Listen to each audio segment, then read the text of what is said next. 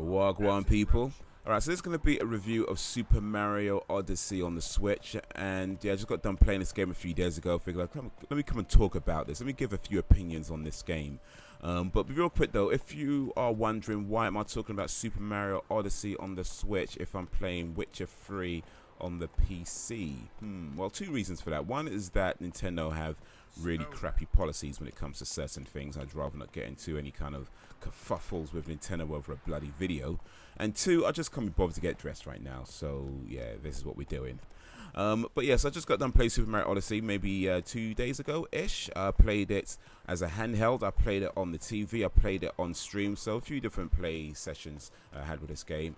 And let's see, my opinion on this game is as follows. So the graphics are great. Like, first of all, let me talk about the graphics. They're great, they're fantastic. They suit the Mario world.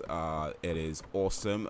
They are smooth, they look crisp. Whether you're playing it on the as a handheld or whether you're playing it on your TV screen, it just looks great. You know, it's not Witcher 3 style great, sure, but it does look great. It looks just fantastic. Smooth, just great looking game, really is. The story is pretty much what you'd come to expect at this point from a Mario game. Princess Peach gets kidnapped by Bowser. Bowser's trying to force her to marry him, which kind of borders along rape when you think about it. Or, I don't know, forced marriage of some kind. Anyway, that's the story we all know and love at this point. And yes, Mario has to go save her, which he does. I mean, at this point, I probably wouldn't bother save Princess Peach. She seems to want to get kidnapped, but hey, that's maybe another video. But yeah, you go to save Princess Peach, and that's the story. That's pretty much what you do. But I guess nobody really plays Mario for the story, because you know the story. You play it for just the fact that it's a great game, and this is a great game. It's fantastic. It plays really smooth. The controls are great, whether you're playing as detached Joy-Cons, or whether you're playing with the attached Joy-Cons, or whether you're playing with the Pro Controller. It just plays great, and it works. The game works, which is a rare thing these days. Actually, one second. Let me see what I gotta do here. Go to the place where Muggs was attacked and examine it using your Witcher senses. Okay. It's been a while since I've played this game, so anyway. But yeah, it just plays great. The game is just a fantastic game, just a fantastic playing game. I would say that out of the three options that you have to play the game, the detached Joy-Cons or the attached Joy-Cons and the Pro Controller, my preferred playstyle was the detached Joy-Cons. And yeah, just see what I need to do so I got follow this sense. Was the detached Joy-Cons? It just for a few reasons. One is that it seems to me that's how the game was designed to be played that way. There's certain things that happen in the game where you can spin the controllers around, and you can just spin your hat, or you can use it to jump further. And there's things that you can do.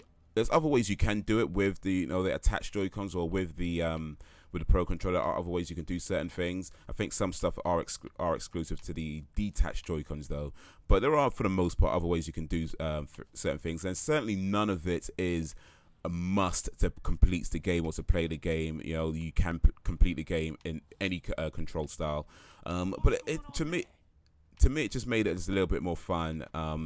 And it was just really cool to do it, because it didn't feel gimmicky. It just felt like that was how you're supposed to play this game. It just really works that way. Am I talking to this dude? Yes, I am. Hand over the documents, thief. And just how the game was supposed to be played. And I do feel like that's how the game was really. I mean, Nintendo do seem to push that way a little bit more, so I do feel that's how it was supposed to be played. But as I say, you can play it anyway. But that was definitely my preferred way of playing. Overall, though, it's just a great game. Like, I would say that no matter how you play, whether you play as a handheld, when you play on your screen, it's just a great game. It's a lot of fun to play. I would say that if you do have a Switch, it's definitely worth getting.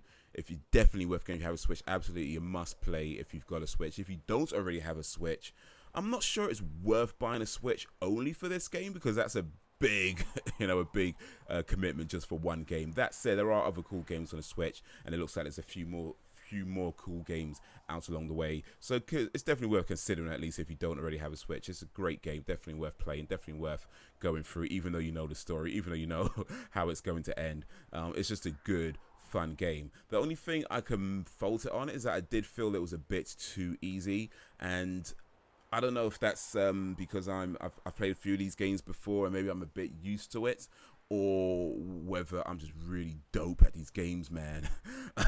That could be it. Probably not. But it did feel a bit too easy at times. There was definitely some challenging parts to it, but overall, I did feel it was a bit too easy. The bosses were, for the most part, a bit too easy, I felt. It would have been cool if they were a bit more challenging, because it was the same sort of thing, 3 hits and it's done. There was, the last boss, like Bowser, did present a bit more of a challenge, which was cool, but overall, I would say most of the bosses were pretty easy.